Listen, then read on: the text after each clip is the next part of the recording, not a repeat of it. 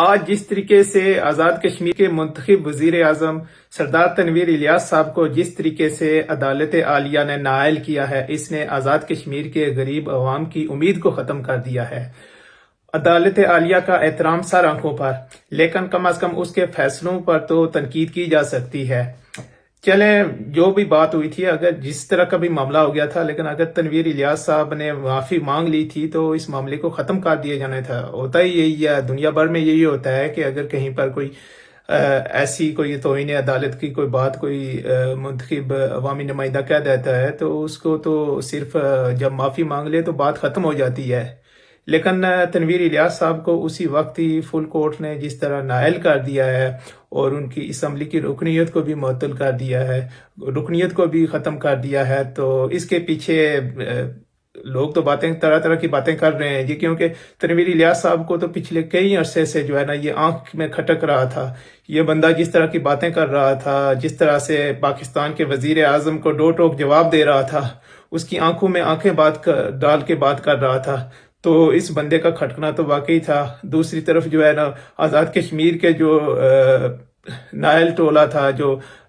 Corrupt لوگ ہیں، جو پی ڈی ایم کا ٹولہ ہے، ان کی بھی یہی خواہش تھی جی کہ کسی طرح سے تنویر الیاس صاحب کو ہٹایا جائے، لیکن وہ اس میں کامیاب نہیں ہو رہے تھے۔ تو آج ایک طرف جہاں پر آزاد کشمیر کا جو کرپٹ ڈاکو ٹولہ ہے پی ڈی ایم کا، وہ تو خوشیاں منا رہا ہے، لیکن دوسری طرف آزاد کشمیر کے غریب عوام کی امید کی جو کرن نظر آ رہی تھی اس کو ختم کر دیا گیا ہے۔ کیونکہ تنویر الیاس صاحب جو کام کر رہے تھے، جو ان کے آئیڈیاز تھے، وہ اتنے قابل بندے تھے کہ میرے خیال میں کے ایچ خورشید کے بعد، چلیں کے ایچ خورشید صاحب تو ایک مڈل کلاس سے تعلق رکھتے تھے، بہت ذہین آدمی تھے، تنویر الیاس صاحب شاید ان کی طرح ذہین نہیں تھے، دولت مند زیادہ ہیں، لیکن کم از کم جو ان کے آئیڈیاز تھے وہ بہت انقلابی آئیڈیاز تھے، جو آزاد کشمیر کے اندر مثلاً وہ کام کر رہے تھے جی کہ انہوں نے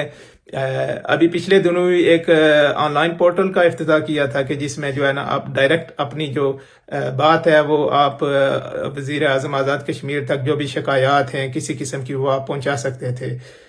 اس کے علاوہ جو اور مزید کام کر رہے تھے جی کہ انہوں نے سیاحت کے ٹورزم کے لیے اتنا بہترین کام کر رہے تھے، ہیلی کاپٹر سروس شروع کر رہے تھے۔ دوسرا، خواتین کے لیے ان کا جو آئیڈیا تھا جی کہ پنک بس سروس کو مظفر آباد کے علاوہ آزاد کشمیر کے باقی شہروں تک بھی پہنچانا۔ ساتھ ساتھ انہوں نے آزاد کشمیر کے غریب طلباء کے لیے مفت درسی کتب کی